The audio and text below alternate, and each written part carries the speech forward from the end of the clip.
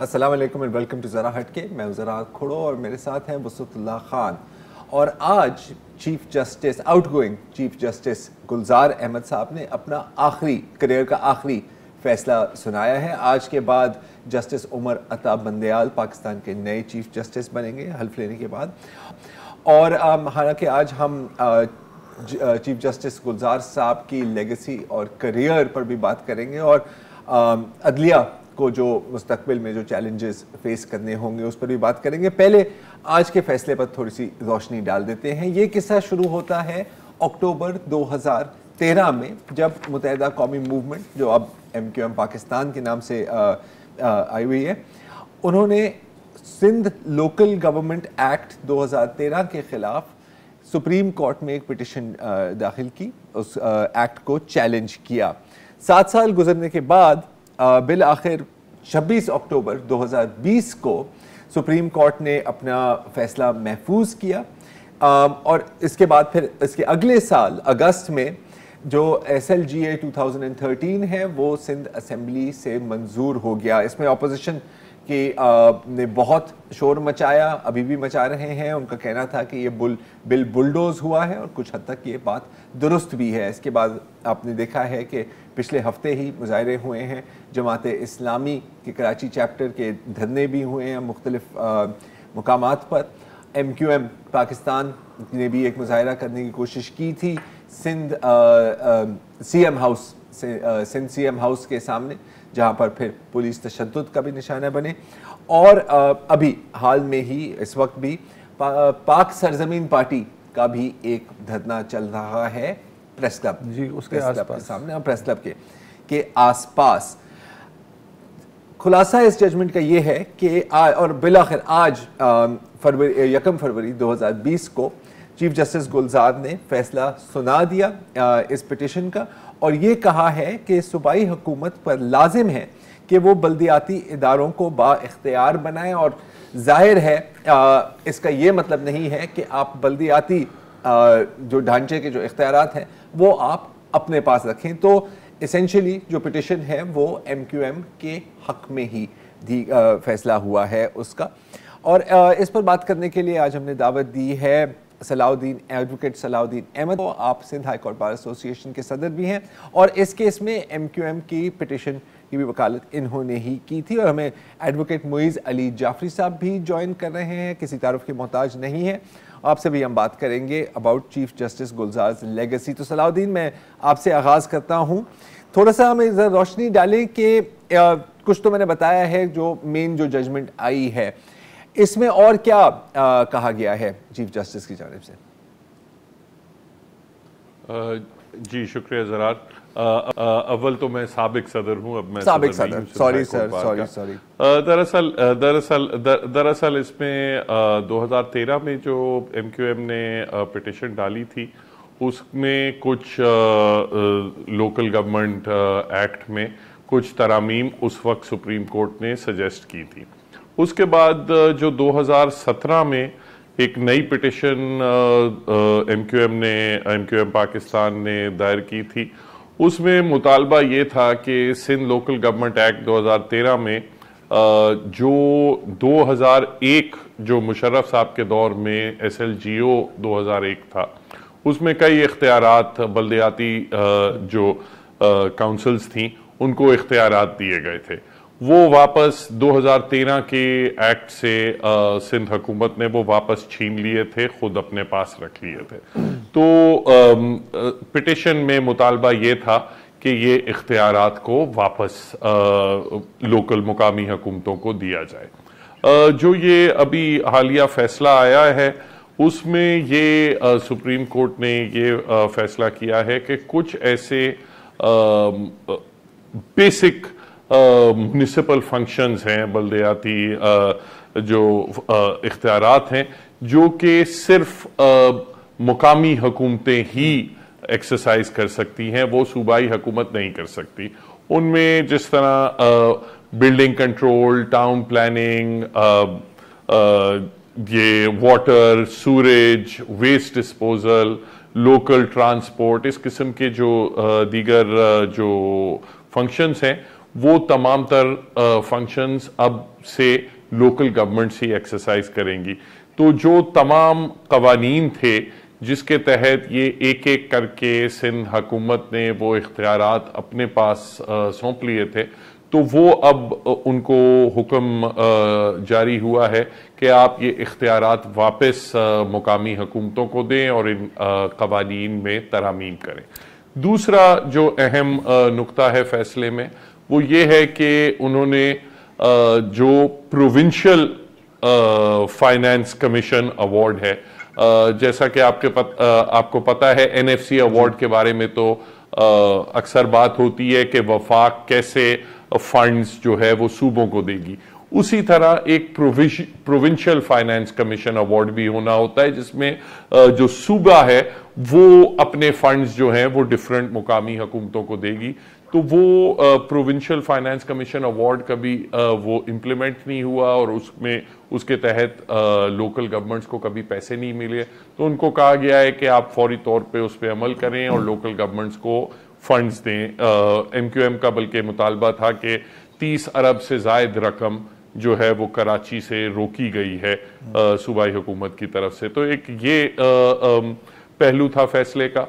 और तीसरा फिर ये था कि जो सिंध लोकल गवर्नमेंट एक्ट है उसमें एक पावर दी गई थी सूबाई हुकूमत को कि वो जब चाहे कोई भी इख्तियार जो है वो किसी भी लोकल गवर्नमेंट से वापस ले सकती है और खुद एक्सरसाइज कर सकती है, और खुद भी एक्सरसाइज कर सकती है बल्कि किसी सरकारी कॉरपोरेशन या किसी प्राइवेट कंपनी को भी वो इख्तियार जो है वो सौंप सकती है।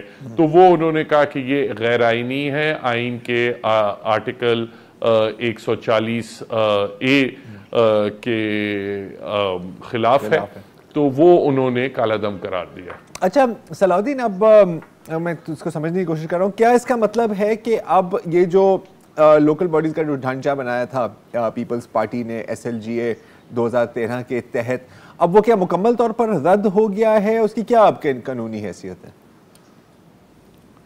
नहीं, मुकम्मल तौर पर ही हुआ, मगर उस कानून पे भी और अब जो दीगर बहुत सारे कवानीन थे जिस तरह सिंध बिल्डिंग कंट्रोल ऑर्डिनेंस थी, अपना Karachi development authority, seven development authority, Larkana development authority, इनके कवानीन थे, Karachi water and sewerage board का कानून था।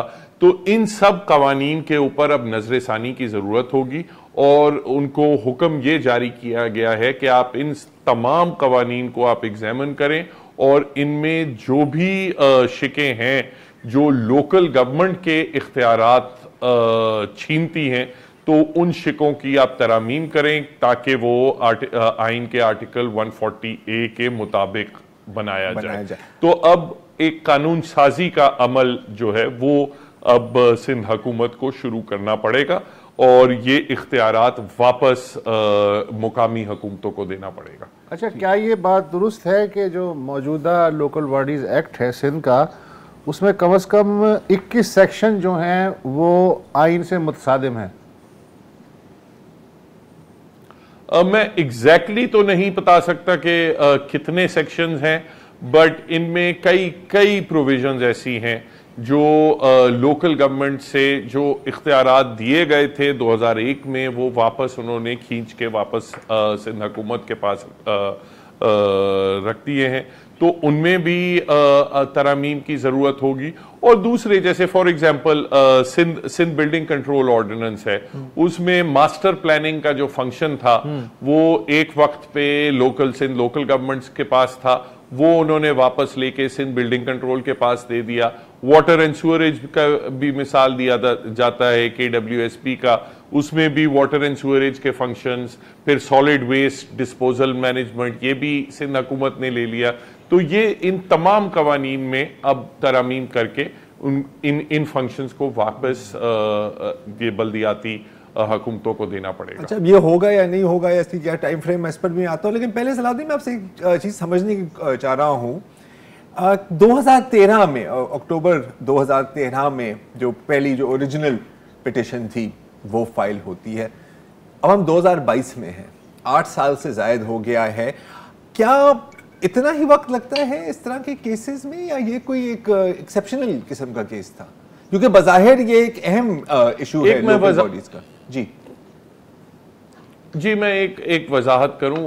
2013 में जो पिटिशन एमक्यूएम ने फाइल की थी वो लोकल गवर्नमेंट की इलेक्शन से मुताल्लिक थी, और उसमें पहले ही सुप्रीम कोर्ट ने फैसला सुना दिया था। ये जो पिटिशन थी, हालिया जो फैसला आया है, ये 2017 की पिटिशन में फैसला आया है।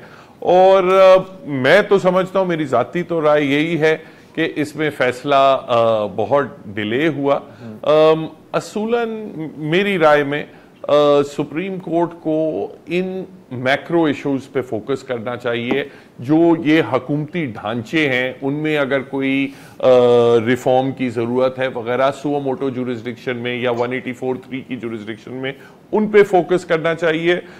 मैं समझता हूँ सुप्रीम कोर्ट ने पिछले 2 साल में बहुत अपना वक्त बिल्कुल माइक्रो इश्यूज में, कि फला जगह रोड गलत बनी हुई है, फला जगह इमारत खड़ी हुई है, फला जगह घर बना हुआ है, नाले का रुख ये होना चाहिए था या वो होना चाहिए था, इन माइक्रो इश्यूज में फोकस करने के बजाय वो एक्चुअली एम्पावर करती लोकल गवर्नमेंट्स को ऐसे फैसलों के तहत। और इस फैसले पे भी अब अमल दरामद करने में बहुत वक्त लगेगा।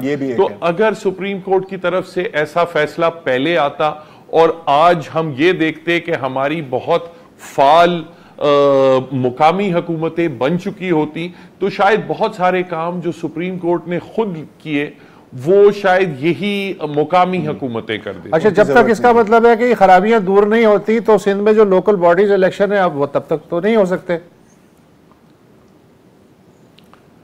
देखें, एक ये नो डाउट एक ये रिस्क है कि वो लोकल गवर्नमेंट्स को इसको एक एक्सक्यूज बना के लोकल गवर्नमेंट्स की इलेक्शंस डिले करें। इसमें मगर सुप्रीम कोर्ट ने एक ये भी बड़ा उनसे कम से कम ये तो इंसेंटिव छीन लिया है कि उन्होंने कहा है आप ये नहीं समझें कि मुकामी हुकूमतों की गैर मौजूदगी की वजह से आप नए नए प्रोजेक्ट्स खुद कर सकते हैं। उन पे भी ये पाबंदी आयद की है कि आप जब तक ये लोकल गवर्नमेंट्स की आपके पास रजामंदी नहीं होगी तब तक आप नए प्रोजेक्ट्स का आगाज नहीं कर सकते। तो नेचुरली एक बड़ा हर हुकूमत के लिए एक बड़ा ये इंसेंटिव होता है कि हम नए प्रोजेक्ट्स शुरू करें। तो होपफुली ये, और एक साथ साथ एक डायरेक्शन भी है कि आप फौरी तौर पे लोकल गवर्नमेंट्स को फाल करें, तो होपफुली इलेक्शंस भी होंगी और कानून साजी भी होगी। अगर नहीं होगी तो नेचुरली दोबारा सुप्रीम कोर्ट का दरवाजा खटखटाना पड़ेगा। लेकिन एक नए चीफ जस्टिस के तहत मुइज में बिल्कुल मुइज में आपकी जानिब आना चाह रहा हूं। अभी हाल में ही आपने डॉन अखबार में एक बड़ा एक दिलचस्प मजमून लिखा है, ट्रैवल्स इन वंडरलैंड, अगर मैं उसका टाइटल सही याद है, और उसमें कुछ हद तक आपने तनकीद भी की है चीफ जस्टिस गुलजार पे। और एक बात आपने जिक्र की है कि ये जो इसी पिटिशन की बात की तरफ आपका इशारा था, आर्टिकल 140A वाली पिटिशंस जो है, आपने कहा था कि यार ये अगर कर लेते तो बहुत अच्छा होता। अब ये फैसला आ गया है तो क्या आपकी राय में कुछ तब्दीली आई है साबिक चीफ जस्टिस? आपकी तसल्ली हुई है? तसल्ली हुई है आपकी? जी, एक बहुत हद तक हुई है। 140A का फैसला जिस तरह सलाउद्दीन साहब ने अर्ज किया, फरमाया, ये 140A का फैसला चीफ जस्टिस साहब का काम था कि जो बाकी वो मेयर बन के काम कर रहे थे, जो कि अब उन्होंने खुद एतराफ़ कर लिया है कि मेयर का ही काम है, प्रोविंशियल लोकल गवर्नमेंट मिनिस्टर का भी काम नहीं है, मुकामी हुकूमत का काम है टाउन प्लानिंग और स्पेशल प्लानिंग, जिसके अंदर हमारे साबिक चीफ जस्टिस साहब ने 2 साल अपने सर्व कर दिए और आखिरी दिन फिर ये फैसला कर लिया कि हाँ ये मेरा काम नहीं है। लेकिन ये फैसला देर आयद सही लेकिन दुरुस्त आयद 2020 से तकरीबन 17 महीनों से ये रिजर्व था, लेकिन जितना एक कोर्ट कर सकता है उतना बिल्कुल हुआ है। इमरान टिवाना के केस में 2015 में साकिब निसार साहब ये सारी बातें कर चुके थे। इन सारी बातों के ऊपर एक मोहर लगाई है इस कोर्ट ने सिंध के ऊपर मखसूस तौर पे फोकस करते हुए। ये मोहर लगाने में 17 महीने नहीं लगते, लेकिन बहरहाल लगा दी। उसका एक बुनियादी तौर पे एक पोजीशन ली गई है एक सिंध हुकूमत के खिलाफ, जो कि देखें कराची के अंदर मकामी हुकूमत के थ्रू MQM हमारी ज़मीनों को चाइना कटिंग करती रही है। इसी तरह मकामी हुकूमत के बाद हमारे कवानीन और दायरा इख्तियार लोकल गवर्नमेंट का जो है उसका कानूनी तौर पे चाइना कटिंग सिंध हुकूमत करती रही है, और उसकी चाइना कटिंग को एड्रेस किया है सुप्रीम कोर्ट ने कि ये वाटर एंड सूरेज बोर्ड आपका दायरा इख्तियार नहीं है, नीचे दें। ये जो सॉलिड वेस्ट मैनेजमेंट है, जस्ट बिकॉज वर्ल्ड बैंक इसमें $5 मिलियन डालता है, आपको खाने की जरूरत नहीं है, नीचे दें। इसके अलावा टाउन प्लानिंग देखिए, master planning, special planning, parks and roads, इस सब कुछ की प्लानिंग ये सब्सिडियरिटी के तहत सबसे नीचे होना चाहिए। मेरी गली के अंदर अगर रोड को ठीक होना है तो मेरी गली का कोई मुकीम या मेरे मोहल्ले का कोई मुकीम इसका फैसला करे, ना कि लोकल गवर्नमेंट मिनिस्टर साहब जिनका शायद शहर से भी ताल्लुक ना हो वो फैसला कर रहे हो, या उनका कोई ब्यूरोक्रेट फैसला कर रहा हो। ये एक बुनियादी स्पिरिट ऑफ द कॉन्स्टिट्यूशन है जिसको ठीक होने में बहुत देर हुई, लेकिन अब जब ठीक हो गया है तो पीपल्स पार्टी के you will have to put their feet to the fire कि ये जो तमाम कवानीन है जो कि आईनी स्पिरिट के मुतसादिम है, अब उनको ठीक करें। और अगर मुराद अली शाह साहब इसके ऊपर हैरानगी का इजहार करते हैं और कहते हैं फिर चीफ मिनिस्टर का काम क्या रह गया, तो उनको याद होना चाहिए कि इमरान खान साहब भी जब विफाक में आए थे और उन्हें पता चला था कि डेट सर्विसिंग के बाद, फौज को पैसे देने के बाद और एनएफसी अवार्ड के बाद दिवालिया निकल चुका होता है विफाक का, और उन्होंने कहा था ये क्या बात हुई। तो वो मुराद अली शाह साहब को भी ये ख्याल आना चाहिए कि प्रोविंशियल फाइनेंस कमीशन के बाद दायरा इख्तियार प्रोविंस का भी ऑलबीएट सेल्फ सफिशिएंट है, लेकिन बहुत बहुत अब्रिज्ड है। जो काम कर रही होती है वफाकी सूबाई हुकूमत, वो उसका काम नहीं है। ठीक है, वो काम लोकल मोहल्लों का है। बिल्कुल सही। अच्छा, ये भी आपका इंटरेस्टिंग पॉइंट था कि put their feet to the fire, और अभी हम एक वक्फा लेते हैं। सवाल के बाद यही सवाल है कि क्या आने वाले चीफ जस्टिस का भी इतना फोकस होगा सिंध स्पेसिफिक और कराची स्पेसिफिक जितना चीफ जस्टिस गुलजार अहमद का था? Let's take a break.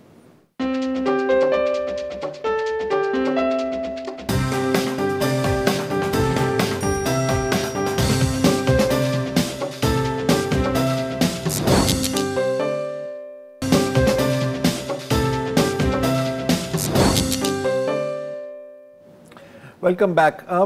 कहा जाता है जस्टिस इज ब्लाइंड, लेकिन जाहिर है कि चीफ जस्टिस ब्लाइंड नहीं होते, और अक्सर हमने देखा है कि एक फोकस हो जाता है। आप मोइज साहब ने अपनी कॉलम में हॉबी का लफ्ज़ इस्तेमाल किया था, और ये भी यहाँ पर मेरे ख्याल है कि अच्छी तरह से बैठता है।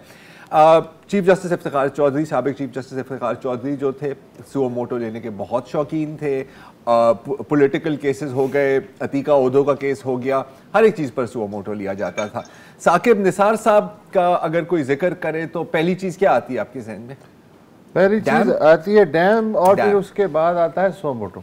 डैम और सुओ मोटो, या डैम पर सुओ मोटो, दोनों चीज़ें साथ साथ भी चल सकती हैं।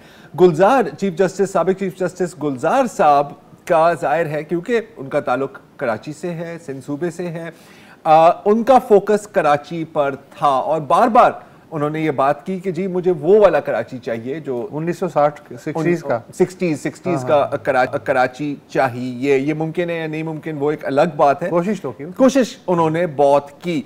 मुइज, आपकी क्या राय है इसमें कि ये जो मेरे ख्याल है कि अभी आपने इसकी तरफ इशारा भी किया था कि ये जो माइक्रो मैनेजमेंट है, आपका इशारा शायद नस्ला टावर, एम्प्रेस मार्केट की जो इंक्रोचमेंट्स थी इसकी जानिब था? जी शुक्रिया इस मौके का ज़रार साहब और वसदुल्लाह साहब। देखें, माइक्रो मैनेजमेंट के कुछ और बड़े मसाइल होते हैं। एक तो ये होता है ना कि आप एम्प्रेस मार्केट के अंदर ठीक काम कर रहे होते हैं और आप उसको उसके गरीबों से पाक करके आप कोई सवाब कमा रहे होते हैं या मुल्क के लिए बेहतरी कर रहे होते हैं। लेकिन आपने दर हकीकत एक कॉलोनियल रजीम की याद ताज़ा तो कर दी, लेकिन जो उसके अंदर मईशत जो वहाँ से बंधी हुई थी कई सैकड़ों ख़ानदान की, वो तो आपने सफाई कर दी और वहाँ पे बत्तियां लगा के आप एक वर्ल्ड बैंक ग्रांट इस्तेमाल तो कर लिया सिंध हुकूमत ने खुशी खुशी, जो कि मकामी हुकूमत का काम था जी। जो कि आज गुलजार साहब ने हमें बताया। लेकिन वहाँ पे जो देखिए एसेंस शहर का क्या है, अगर उसके लोग नहीं है, अगर उसकी आवाम उसके लिए अहम नहीं है और इमारतों की खूबसूरती उसके लिए अहम है जिसके अंदर कोई रूह ना हो, कोई इंसान की हस्ती बस्ती ना हो, तो फिर उसका फायदा क्या है? अब ये गुलजार साहब को कोई समझाने की जरूरत नहीं है क्योंकि ये अर्बन प्लानर्स का काम है और गुलजार साहब साबिक चीफ जस्टिस थे। इसी तरह नस्ला टावर के ऊपर मेरी एक और शिकायत है, वो ये है कि उसी रोड पे जरा सा पीछे एक सिनेमा हॉल है जिसको गुलजार साहब ने 3 साल पहले कहा था ये इलीगल है। बिल्कुल।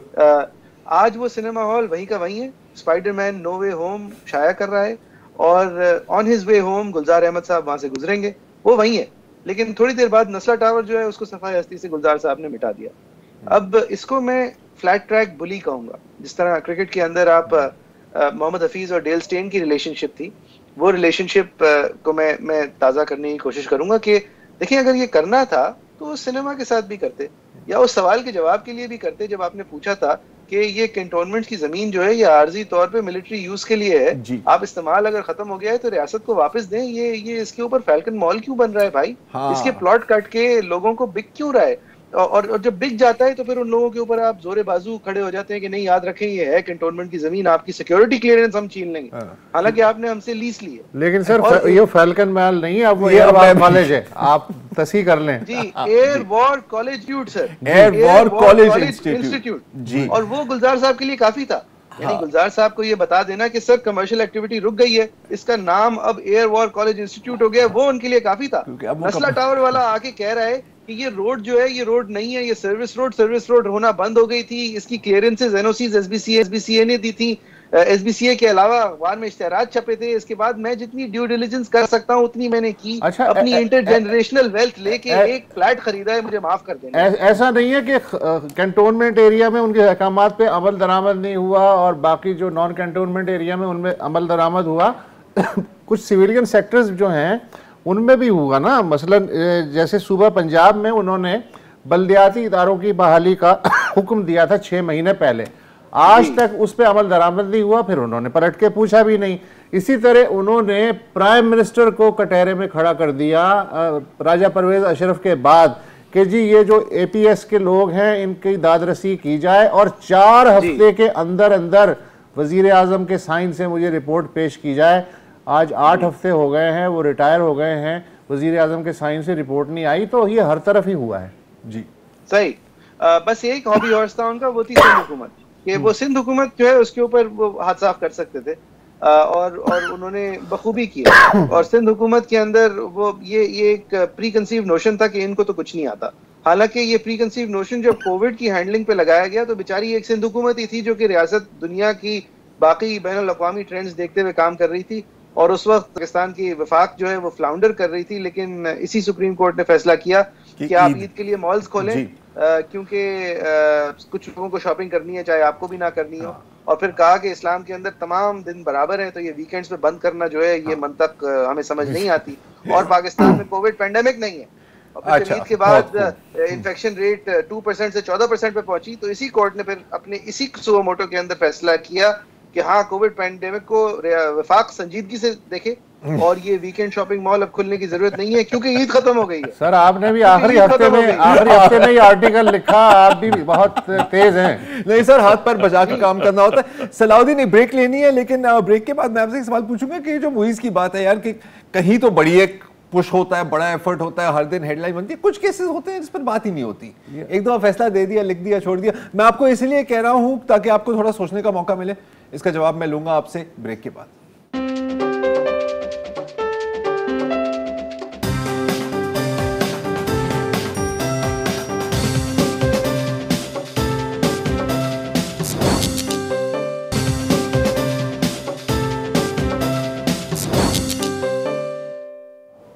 वेलकम बैक जी। हम बात कर रहे हैं साबिक outgoing chief justice Gulzar Ahmed साहब की। और सलाउद्दीन, ब्रेक से पहले आपसे मेरा यही सवाल था कि हमने देखा है कि कुछ ऐसे फैसले होते हैं जो मतलब फैसले आ जाते हैं, लेकिन उससे आगे कुछ नहीं होता, ना कोई फॉलो अप होता है, अमल दरामद ना हो, किसी को परवाह नहीं है। कुछ केसेस हैं, लाइक जाहिर है कि जैसे आज जिस हम केस की बात कर रहे हैं उसको एंड तक परस्यू किया जाता है, चाहे वो एम्प्रेस मार्केट भी हो, नस्ला टावर हो, तजावुजात के केस हों।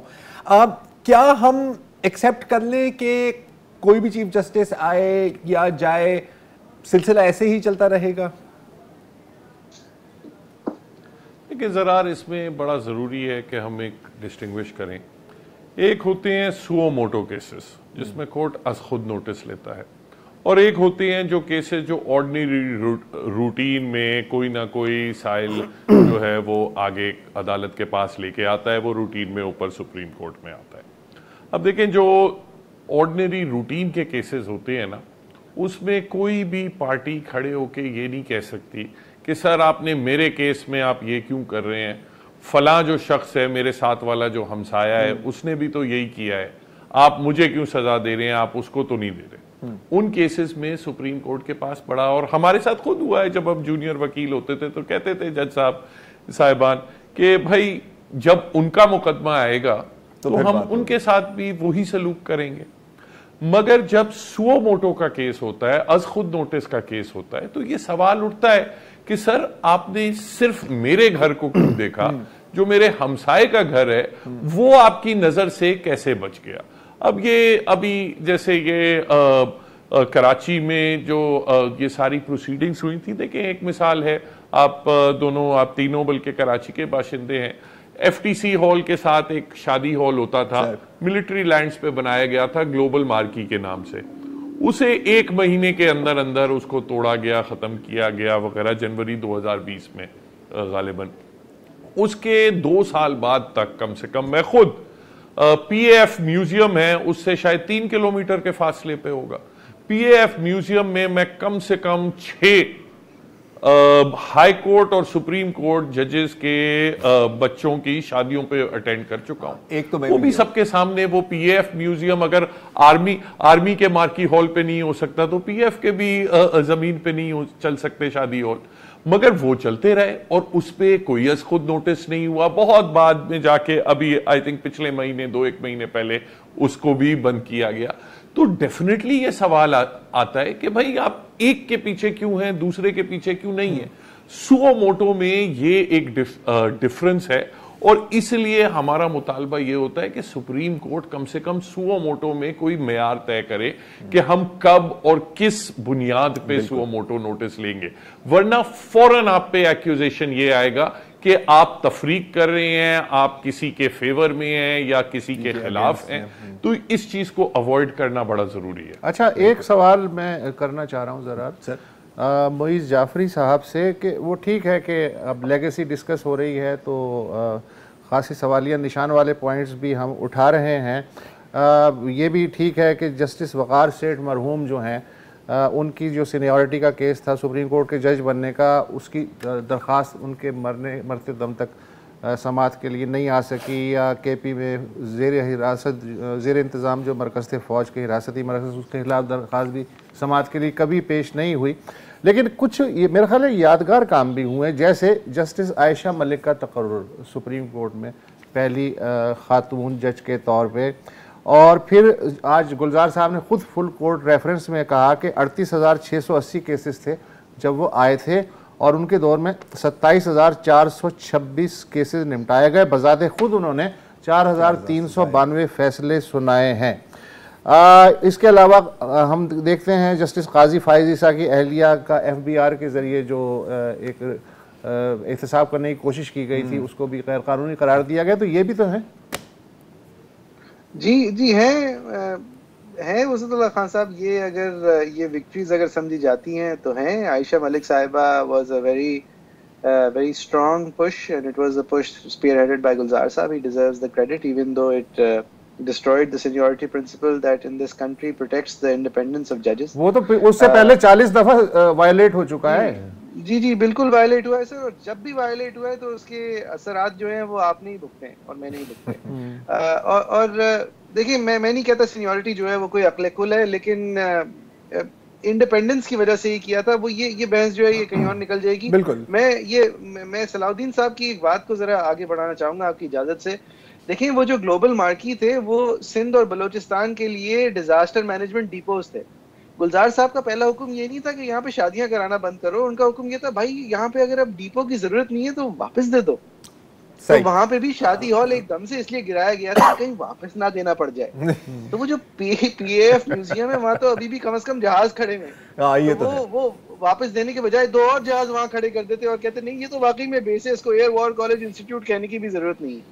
देखिए दुनिया भर के अंदर अफवाज जो हैं वो बहुत बड़े बड़े रकबों के ऊपर अपनी फोर्सेस बिठाती हैं और कहती हैं कि हमें यहाँ पे ट्रेनिंग की जरूरत है। अगर आप कॉट्सवोल्ड्स जाएं, इंग्लैंड के खूबसूरत तरीन कंट्री साइड का इलाका है, बाथ जाते हुए 10,000 एकड़ से ज्यादा जो है वो ब्रिटिश फौज ने अपने लिए मुख्तस करवाया हुआ है। लेकिन वो वहां पे टेंट्स लगा के टेम्परेरीली आर्जी तौर पे रहती है और सॉर्टीज करती है और मशक करती है। वहां पे डीएचए फेज 21 नहीं बनाती, वहां पे सिनेमा हॉल नहीं बना देती, वहां पे उसको सिविलियंस को बेच नहीं देती। देखिए ये बुनियादी इशू है, और इसको, ये सवाल मुइज़ नहीं उठा रहा खुदा ना खास्ता, ये सवाल गुलजार अहमद साहब ने उठाया था और 3 साल पहले उठाया था, तो जवाब भी दे देते।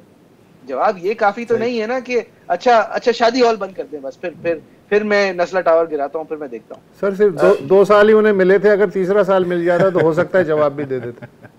सही सर, जी बिल्कुल। अच्छा, आप दोनों का बहुत बहुत शुक्रिया। मैं चाह रहा था कि आने वाले चीफ जस्टिस के लिए क्या चैलेंजेस होंगे, लेकिन वक्त का भी यही चैलेंजेस सब जानते हैं। हाँ, और वो ये कहने वाला है कि हम सब जानते हैं क्या चैलेंजेस होंगे, लेकिन जो भी हो मेरी दुआ यही है कि बेहतरी की तरफ ही जाए चीज़ें। वक्फा ले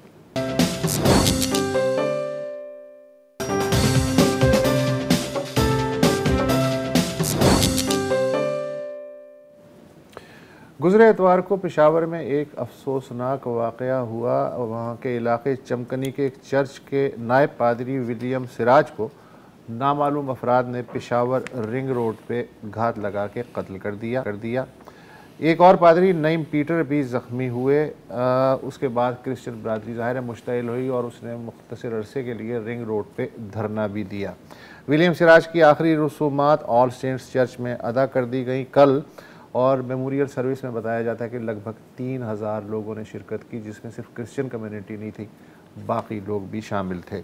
वज़ीर आज़म के खुसूसी मुशीर बराए मजहबी हम आहंगी ताहिर अशरफी आज सेंट जॉर्ज चर्च गए और उन्होंने इज़हार यकजहती किया। इससे पहले ताहिर अशरफी और दीगर जो उलमा थे मुख्तलिफ़ मकातिब फ़िक्र के, उन्होंने चर्च में नमाज भी पढ़ी। इस वक्त अली अकबर जो हमारे ब्यूरो चीफ़ हैं पेशावर के, वो हमारे साथ मौजूद हैं। ये तो एक तो ये फौरी वाक़या हुआ, अब ज़ाहिर है इसकी तहक़ीक़ात होगी, किसी नतीजे पर पहुँचेगी रियासत। ये जो पेशावर और गिरदो नवाह में पिछले मैं कहूँगा महीनों से नहीं चंद सालों से एक ख़ास पैटर्न चल रहा है अक़लियतों के ख़िलाफ़, जिसमें अहमदी भी टारगेटेड है, क्रिश्चियंस भी टारगेटेड हैं, बल्कि वो चर्च का जो धमाका हुआ था उसमें तो 80 से ज़्यादा अफराद हुए थे। सिख जो बरादरी के लोग हैं वो भी हैं ही बहुत थोड़े, लेकिन उनमें से भी 2-3 हलाकतें इस दौरान हुई हैं। पहले तो हम कहते थे कि जी वॉर अगेंस्ट टेरर जो है उसमें ये जद में आ रहे हैं और एक तालिबानी सोच का शायद निशाना बन रहे हैं। अब ये मलबा किस पे डाला जा सकता है? अब जो हो रहा है, अब तो वॉर ऑन टेरर उस तरह से नहीं है। वसत साहब, गुज़िश्ता तकरीबन 2 महीनों से जो टारगेट किलिंग है इसमें तेजी आई हुई है, और जो है पुलिस को भी टारगेट किया जा रहा है, और इसके साथ साथ जो कबायली अमायदीन है और जो अक़लियती कम्युनिटी है तो उसको भी जो है निशाना बनाया जा रहा है।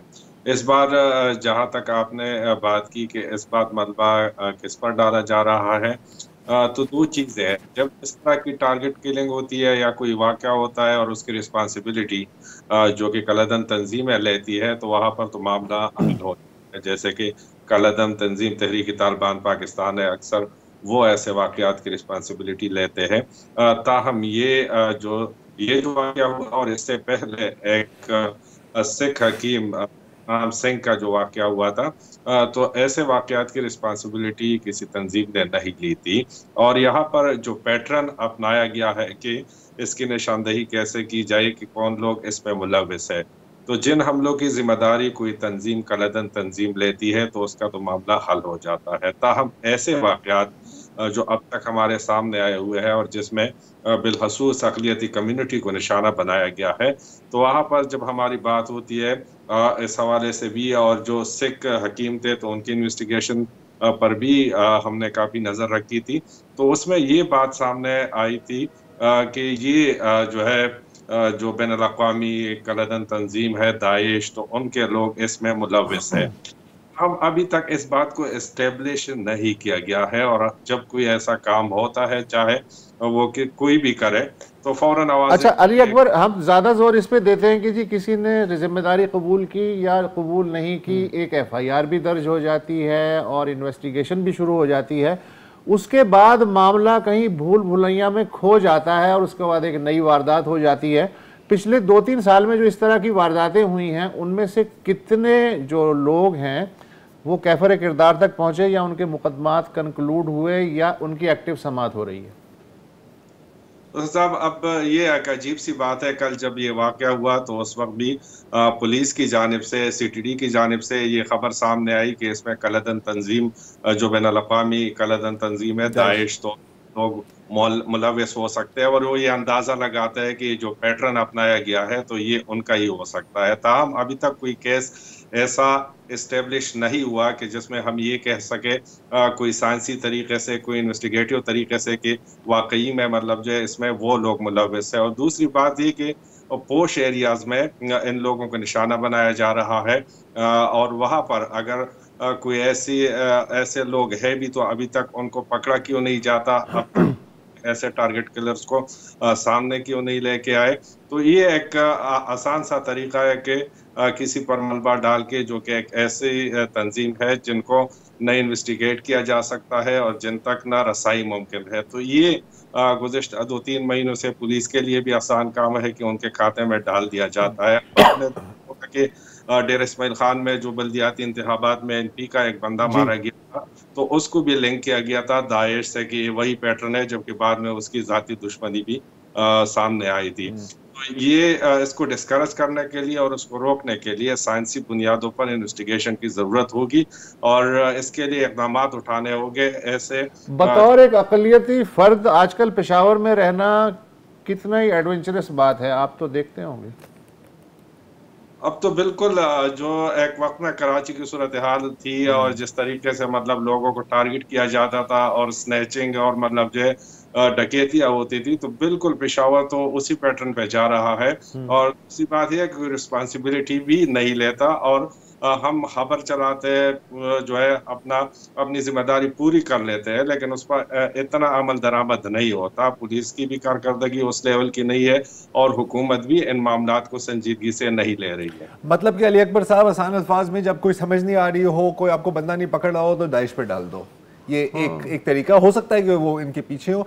तो आपकी बातों से मुझे ऐसे लग रहा है कि अब तक ये जो प्रीस्ट विलियम का जो कत्ल हुआ है, इसको एक पुलिस एक ब्लाइंड मर्डर की तरह ट्रीट कर रही है, आपको ऐसे लग रहा है? कल से जो चीज़ें आ रही है सामने और हम भी जो इन्वेस्टिगेशन टीम से भी आज हमारी जो है ऑफ द रिकॉर्ड बात होती, तो कल से ये बातें उठने लगी है कि इनको जो है उसी पैटर्न पे कत्ल किया गया है, जो कि कुछ इनके सामने कुछ केसेस आए थे और जिसमें उन्होंने दाइश को जो है वो जिम्मेदार ठहराया था। तो कल से ये आवाज़ें आ रही है कि इसमें भी जो है बैनुल अक़वामी तंजीम जो है वो मुलविस है और इन्वेस्टिगेशन का रुख उसी सिमत में जा रहा है। ठीक है, तो वहाँ ही जाए। थैंक यू अली अकबर साहब। ये है एक एसओपी तो बन ही जाता है ना। हाँ, वैसे आप एक चीज़ जो आपने कही थी ना कि उस वक्त आप वॉर ऑन टेरर पर ये मलबा डाल सकते हैं, अभी भी आप डाल सकते हैं। और स्पेशली हाल में जो पिछले साल 1.5 साल में एक जो 15 सेकेंड वेव 15 अगस्त के बाद से 15 अगस्त के बाद से आप कह सकते हैं, जो एक सेकेंड वेव चली है दहशतगर्दी की, तो अनफॉर्चुनेटली लग रहा है कि ये इस तरह की जो टारगेट किलिंग का जो सिलसिला है ये अब आहिस्ता आहिस्ता दहशतगर्दी का अलाप फिर शुरू हो गया। ऐसा ही है जी। आज के लिए इतना ही, कल फिर हाजिर होंगे। खुदा हाफिज़। अस्सलाम वालेकुम। अगर आपको हमारे शो पसंद आया है तो प्लीज़ हमारे YouTube चैनल को सब्सक्राइब करें और अगर मुनासिब समझे तो इस वीडियो को लाइक भी कर लें, तो कोई हर्ज नहीं है, और शेयर भी कर लें और कमेंट भी कर दें, वरना वो सब ऐसे ही लिखते रहेंगे। और ये जो दोनों कह रहे हैं ये कर लें जी प्लीज़, नहीं तो हमें भी घर जाना है, मैं आपके कंप्यूटर में नहीं रहना 24 घंटे। सही बात।